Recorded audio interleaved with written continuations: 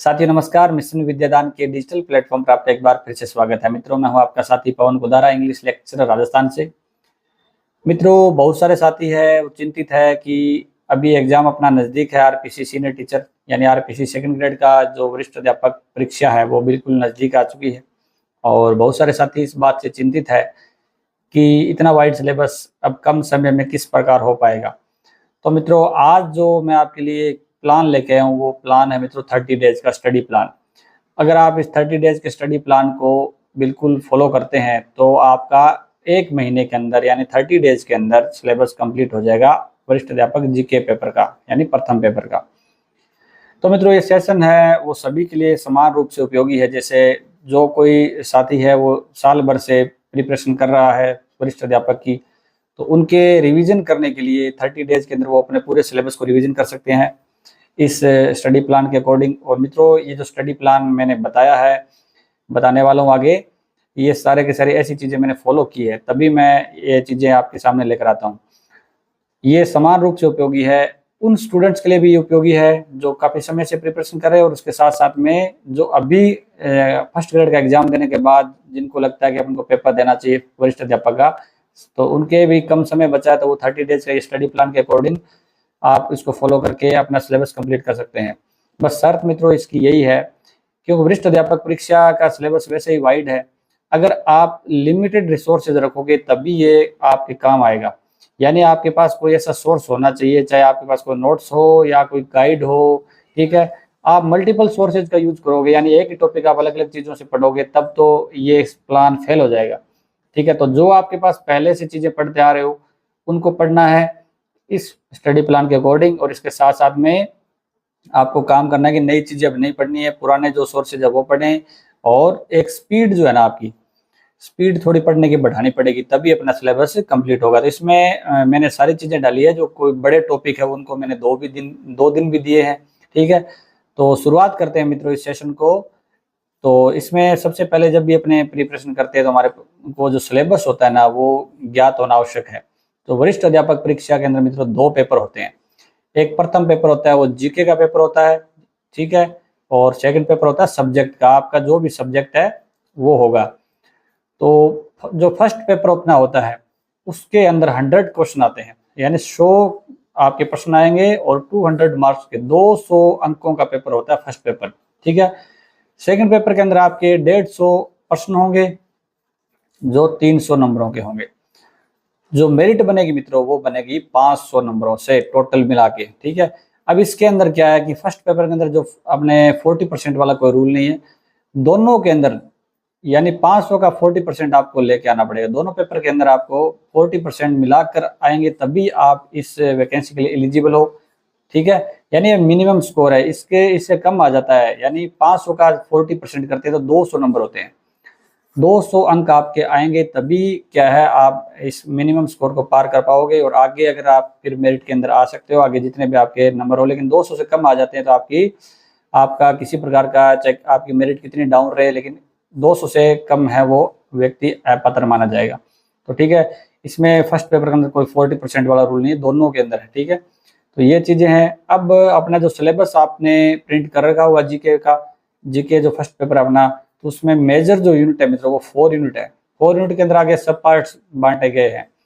तो मैंने भी क्या किया, आपको स्टडी को सुविधाजनक बनाने के लिए अपने सिलेबस की यूनिट को 4 पार्ट्स में बांटा है, लेकिन थोड़ा सा जो इधर उधर किया है यानी अध्ययन की सुविधा की दृष्टि से।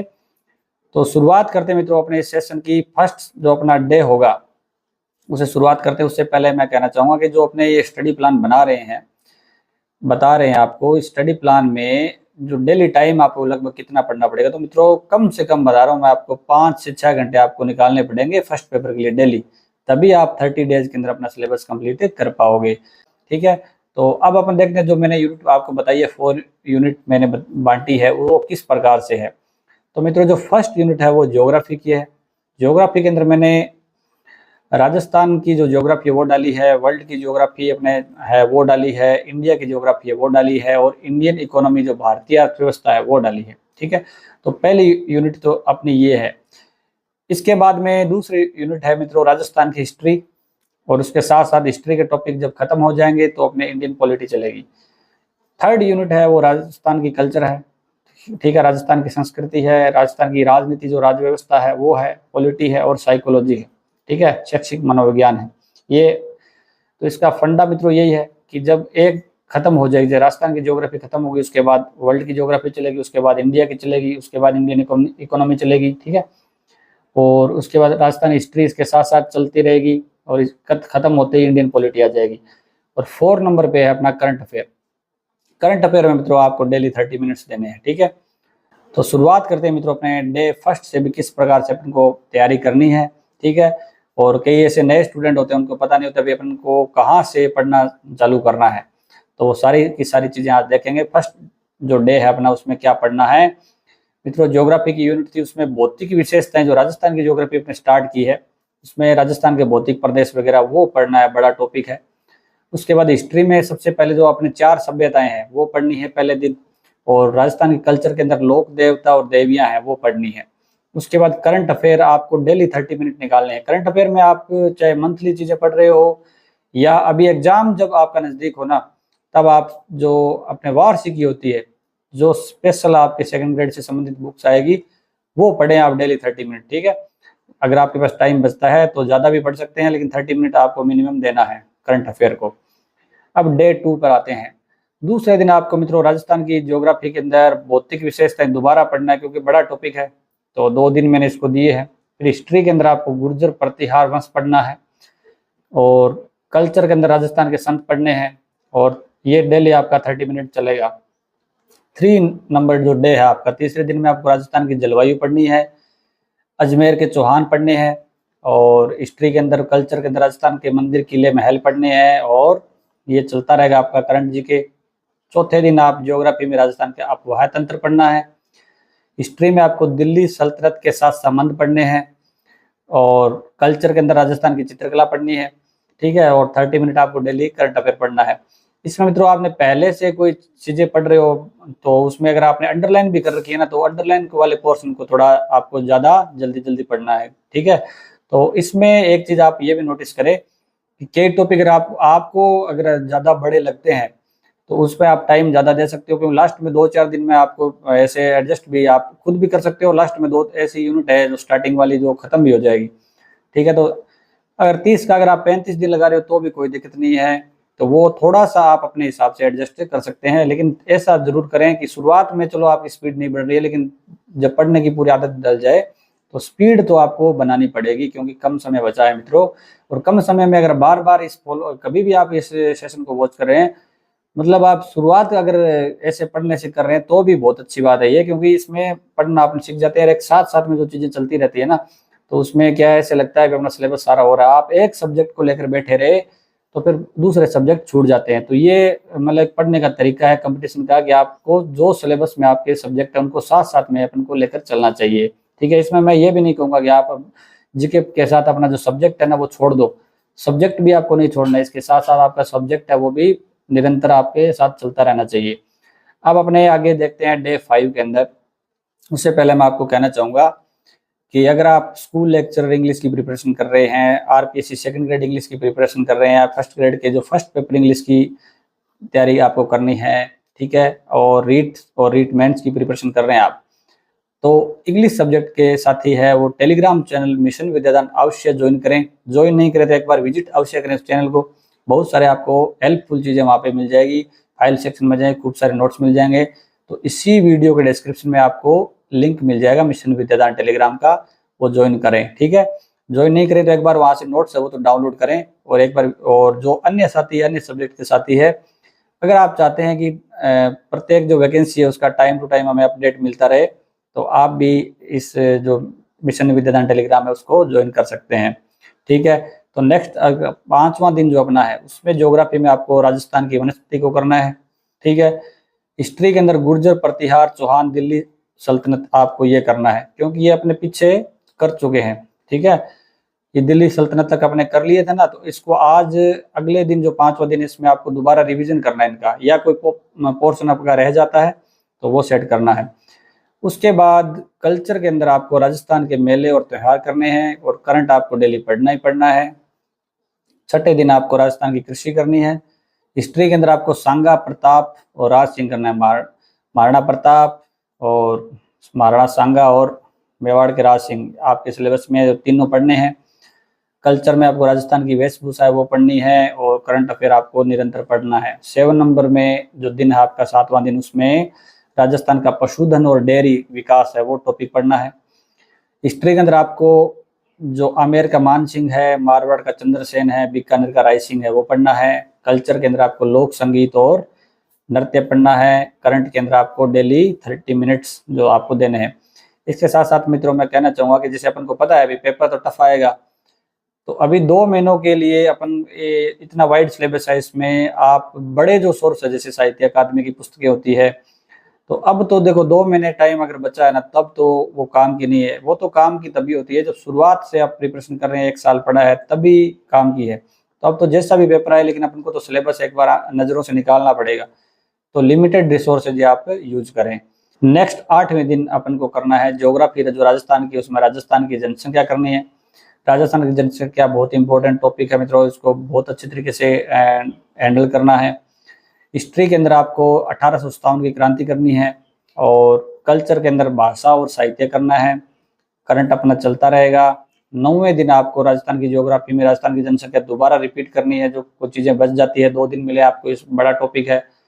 राजनीतिक जागृति और प्रजामंडल करने हिस्ट्री के अंदर राजस्थान की, और राजस्थान की पॉलिटी अब अपने स्टार्ट करेंगे, क्योंकि कल्चर है वो खत्म हो गई है। ठीक है, 8वें दिन तक कल्चर आप खत्म कर दोगे राजस्थान की, और 9वें दिन आप राजस्थान की जो राज व्यवस्था है उसमें राज्यपाल का कार्यालय है वो पढ़ोगे, और 30 मिनट अपने ये चलता रहेगा। 10वें दिन आपको राजस्थान की योजनाएं हैं मित्रों, बहुत इंपॉर्टेंट टॉपिक है वो पढ़ना है। उसके बाद हिस्ट्री है, उसमें राजनीतिक जागृति और प्रजामंडल है वो देखने हैं, और राजस्थान की पॉलिटी में आपको मुख्यमंत्री और मंत्रिमंडल पढ़ने हैं। करंट अफेयर वैसे ही चलता रहेगा। 11वें दिन आपको राजस्थान की योजनाएं दोबारा एक दिन दिया है, ताकि अच्छे तरीके से आप कवर कर सको। और हिस्ट्री के अंदर किसान व जनजातीय आंदोलन है, ठीक है, वो आपको पढ़ने हैं। और राजस्थान की पॉलिटी में सचिवालय व मुख्य सचिव पढ़ना है, ठीक है। इसके बाद 12वें दिन आपको ज्योग्राफी है, उसमें प्रमुख पर्यटन केंद्र है जो राजस्थान के प्रमुख पर्यटन केंद्र वो पढ़ने हैं। हिस्ट्री के अंदर राजस्थान का एकीकरण पढ़ना है, बहुत इंपॉर्टेंट टॉपिक है। राजस्थान की पॉलिटी में राजस्थान लोक सेवा आयोग पढ़ना है, और करंट अफेयर अपना चलता रहेगा।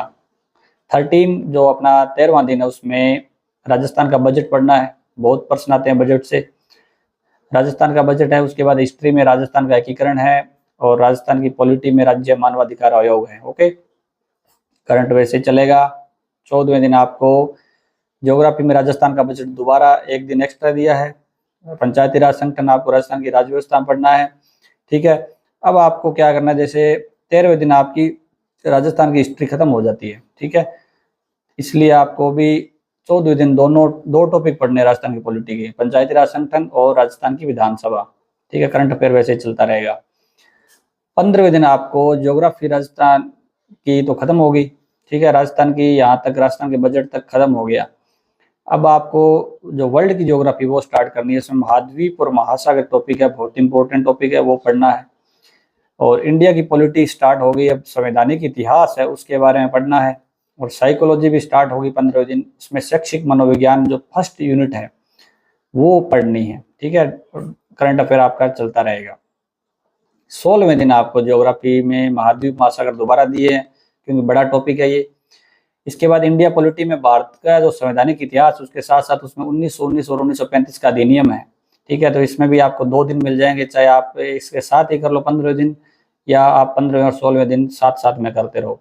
तो 1919 और 1935 का अधिनियम आपको पढ़ना है। साइकोलॉजी के अंदर आपको दोबारा शैक्षिक मनोविज्ञान जो स्टार्टिंग का फर्स्ट यूनिट है वो निकालनी है, इसके लिए भी आपको 2 दिन मिले हैं, और 30 मिनट्स आपको डेली करंट अफेयर पढ़ना ही है। 17वें दिन मित्रों आपको ज्योग्राफी है, उसमें वैश्विक पवन प्रणाली है वो पढ़ना है, ठीक है, जो सेकंड टॉपिक है अपना। इसके बाद इंडिया पॉलिटी के अंदर भारतीय संविधान पढ़ना है, और जो भारतीय संविधान की विशेषताएं वगैरह है, और उसके साथ अंबेडकर का जो योगदान है वो पढ़ना है, ठीक है। साइकोलॉजी के अंदर आपको सेकंड जो यूनिट है अधिगम या जो सीखना है, उसके जो टोटल अपने यूनिट है वो इसमें निकालनी है आपको, अधिगम या सीखने की, ठीक है। 18वें दिन आपको ज्योग्राफी है, वो वैश्विक रणनीतियां व वैश्वीकरण, ये आपको वर्ल्ड की ज्योग्राफी है उसका टॉपिक है। इंडिया पॉलिटी के अंदर आपको मौलिक अधिकार व मौलिक कर्तव्य है वो पढ़ने हैं। साइको के अंदर शिक्षार्थी का विकास जो 3 यूनिट है ना, वो पूरी पढ़नी है। ठीक है, वो चाहे आप हाफ पढ़ लो या अगले दिन भी पढ़ सकते हो। इसके बाद 19वें जो दिन है मित्रों, उसमें ज्योग्राफी है, उसमें जनसंख्या प्रवृत्ति व वितरण, जो वर्ल्ड की जनसंख्या प्रवृत्ति है और जनसंख्या वितरण है वो पढ़ना है। इंडिया पॉलिटी के अंदर नीति निर्देशक सिद्धांत है वो पढ़ने हैं।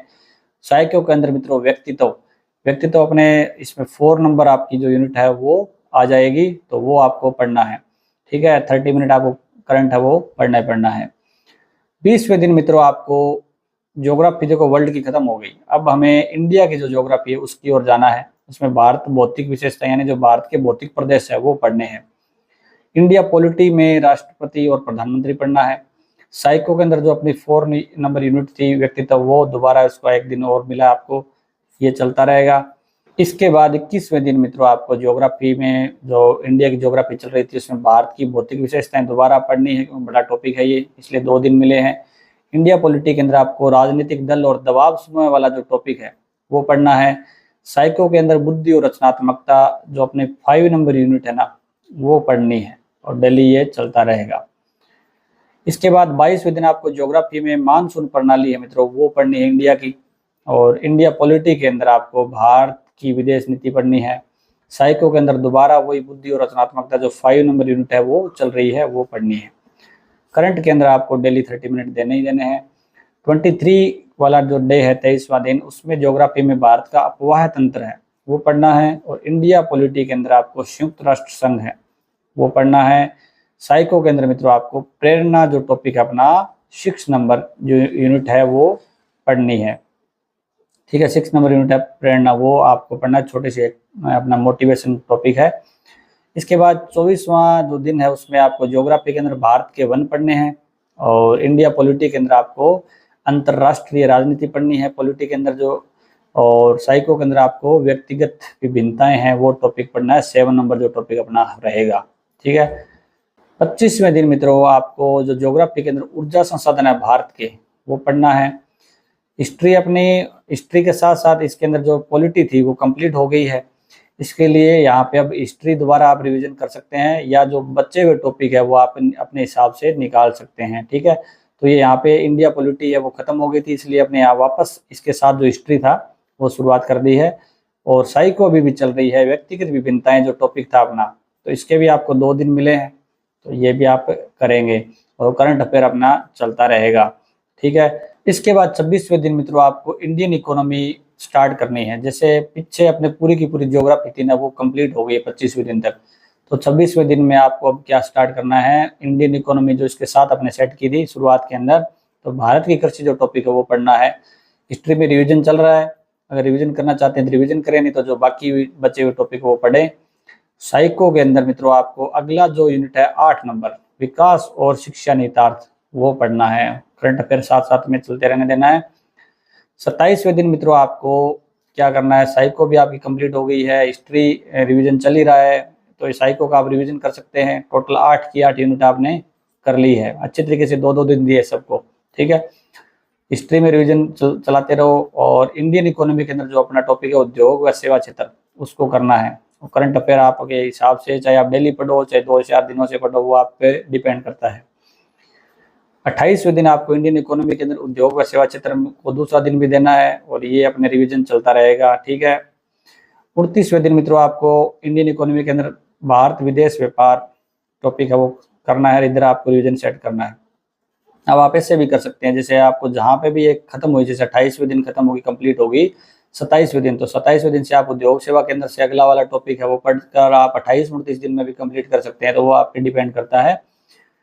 29वें दिन के बाद में 30 डेज जो लास्ट अपना है उसमें आपको इंडियन इकोनॉमी है वो कंप्लीट हो जाती है भारत का विदेश व्यापार के बाद, तो ये भी कंप्लीट, ये भी कंप्लीट, ये भी कंप्लीट, सारा सिलेबस आपका कंप्लीट हो जाता है। बस आपको 2 दिन लास्ट में रिवीजन करना है।